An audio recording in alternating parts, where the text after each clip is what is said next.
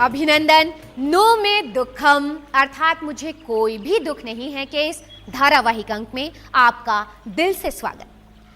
दर्शकों, हम अपने भावनात्मक, शारीरिक और मानसिक दुखों से मुक्ति के लिए, इन पीड़ाओं से मुक्ति के लिए अपने संतों, ऋषि मुनियों और महान बुद्धिवेताओं के समवेत, समाश्रित और उनके द्वारा संकलित उपायों के गहन अध्ययन से और आधुनिक जीवन शैली के अनुरूप उसे अपनाने का प्रयास कर रहे हैं। पिछले अंकों में हमने देखा कि विदेशी अपनी वर्तमान जीवन शैली, या यूं कहें कि अपनी आधुनिक जीवन शैली से त्रस्त होकर शांति की खोज में, आध्यात्म की खोज में भारत की ओर रुख कर रहे हैं। I had a vision. I don't know what it is. I told him, I think it was a vision of India. She was dreaming about India in the day. She had a vision. Swami Damananji said only 2 words. He said, please come. Please come. So Damananji became the door to India for us. हम ये जानते हैं कि दिल्ली की प्रसिद्ध कुतुब मीनार से 3 kilometre की दूरी पर स्थित तथा छतरपुर मेट्रो स्टेशन से महज 300 कदम की दूरी पर स्थित आध्यात्म साधना केंद्र में भावनात्मक, मानसिक और शारीरिक दुखों से मुक्ति के लिए अचूक उद्यम किए जा रहे हैं और आध्यात्म साधना केंद्र की स्थापना भी इसी मूल उद्देश्य को लेकर की गई थी। ये आचार्य तुलसी जी ने जब से ये अणुव्रत का कार्यक्रम शुरू किया तो उनके ध्यान में आया ये खाली प्रवचन करने से लोगों के दुख दूर नहीं होंगे, तो कुछ प्रयोग करने चाहिए। ध्यान के क्या प्रयोग थे, इसकी खोज शुरू हुई। तो खोजते खोजते आचार्य तुलसी जी, आचार्य महाप्रज्ञ जी ने खोज के निकाला कि भगवान महावीर के समय में बड़ी सक्षम ध्यान पद्धति थी। उस सक्षम ध्यान पद्धति का उन्होंने देखा कि एक पद्धति, वैसे कोई महावीर ने पद्धति का नाम प्रेक्षा ध्यान नहीं दिया, वो करते थे तो उसको कहते थे ये प्रेक्षा कर रहे हैं।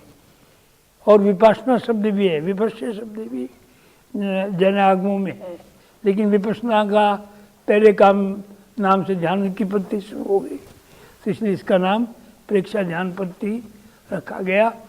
और इस पर ये सारी उन्होंने शोध करके बताया कि आगामी जो समय आने वाला है जिसमें तनाव बढ़ेगा, दुख बढ़ेंगे, तो उन दुखों को दूर करने के लिए प्रेक्षा ध्यान सर्वोत्तम बन सकता है।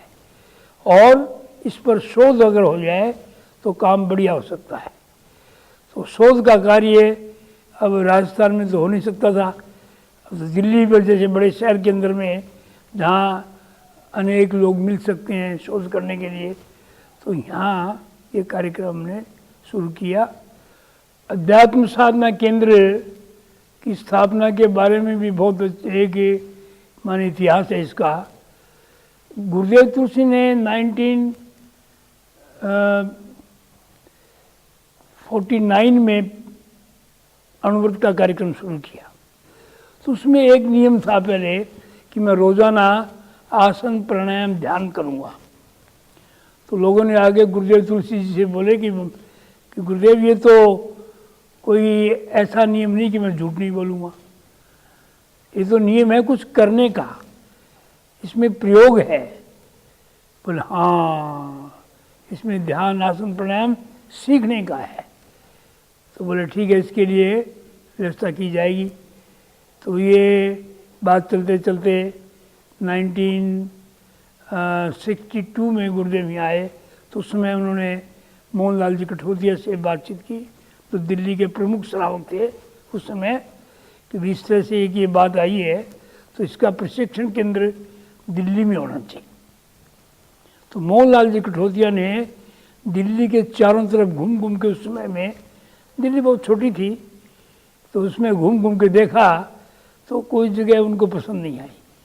और इस जगह जब ये पहुँचे कुतुब मीनार के पास, तो उनको देखा कि ये जगह पुराने ज़माने में सूफी संतों की जगह रही हुई है, तो यहाँ कुछ खोजना चाहिए।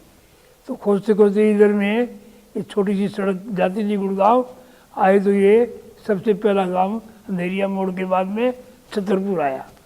तो इस दिन उतरे, देखा कि उन्हें कुछ लगा कि ज़मीन ये बिल्कुल ठीक है।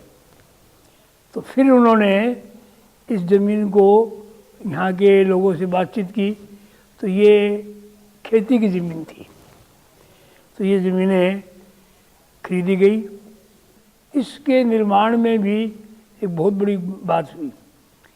कुछ दिनों बाद आचार्य महाप्रज्ञ जी, उसमें मुनि नथमल जी थे, वो यहाँ आए। आकर के यहाँ एक साधना का शिविर लगाया गया।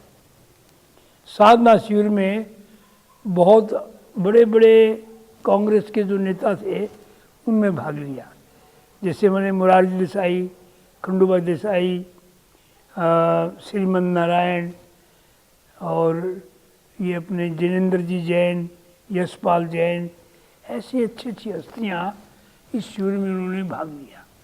वो उसमें परीक्षा ध्यान का शिविर नहीं था, साधना का शिविर था कि साधना का कुछ क्रम व्यवस्थित किया जाए। तो उसमें आचार्य महाप्रज्ञ ये मुनि नथमल जी ने सबको यहाँ प्रयोग करवाए। प्रयोग कराने के बाद में बहुत अच्छी अनुभूति हुई। यहाँ कोई मकान वगैरह कुछ नहीं थे, लोग टेंटों में रहे थे आकर के, सारा काम टेंटों में हुआ, स्नान, लैट्रिन, बाथरूम, रहना सब टेंटों में। देखो उसमें कितने बड़े बड़े लोग यहाँ टेंट में रहे। तो सब ने कहा कि साधना केंद्र एक दिन महाराज बहुत बड़ा केंद्र बनेगा आपका, बड़ी अच्छी जगह है ये, यहाँ ध्यान बहुत अच्छा लगता है। तो फिर ये साधना केंद्र धीरे धीरे निर्माण किया गया। 78-79 में यहाँ कैंप लगे, बहुत से कैंप लगे थे और उसमें बहुत अच्छा कार्यक्रम हुआ। 1984 में जो मोहनलाल जी कठोतिया थे, उसने कहा महाराज जी आप कहते हो दुनिया को ध्यान की ज़रूरत है, तो दुनिया की ध्यान की ज़रूरत है या नहीं है, इसकी मुझे खोज करनी है। बोले ठीक है, कैसे करोगे? बोले मैं जाऊँगा सब देशों में, घूम के आऊँगा, देख के आऊँगा है कि नहीं है। तो उसके लिए मुझे एक यंग आदमी चाहिए, कोई धर्मानंद अगर मेरे साथ जाए तो काम बढ़िया हो सकता है। तो फिर हम यहाँ से गए 1985 में। हमारी 3 महीने की यात्रा थी। यहाँ से ईस्ट से निकले, वेस्ट से होकर के वापस आए थे। बैंकॉक, हांगकांग, जापान में करीब 1.5 महीने यहाँ लग गया। फिर आगे अमेरिका, कनाडा, यूरोप, ये 1.5 महीने की यात्रा और 3 महीने की यात्रा करके हम वापस आए।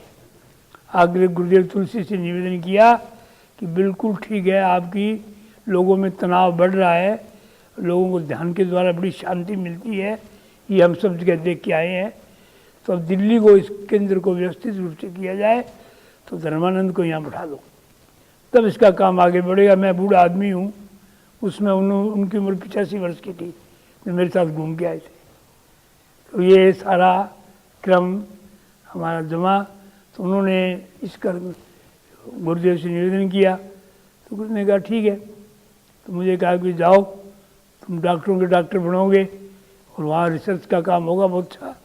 तो उनके आशीर्वाद से 1985 में जब मैं आया, तब फिर से यहाँ सारी क्लासें ध्यान की, आसन प्राणायाम की व्यवस्थित चलने लगी। आपने ध्यान दिया होगा कि आचार्य श्री तुलसी तथा महाप्रज्ञ जी, जो उन दिनों मुनि नथमल जी के नाम से जाने जाते थे, उन्होंने सहज भाव में ही स्वामी धर्मानंद जी को ये आशीर्वाद दे डाला कि तुम डॉक्टरों के डॉक्टर बनोगे। गुरु नानक देव जी की अमरवाणी में जिक्र आता है कि निर्गुण राख लिया संतन का सदका, यानी संतों के मुख से निकले वचन को सत्य प्रमाणित करना निर्गुण का उत्तरदायित्व हो जाता है।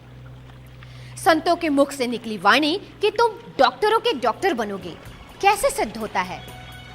अगले अंक में ओम अर्हम्। शक्ति स्रोतः प्रादुर्भूतम्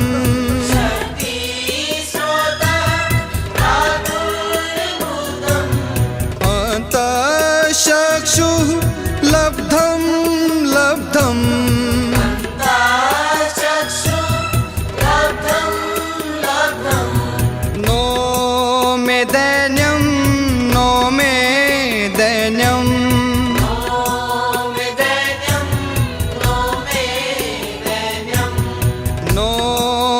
रात्रि नो में रात्रि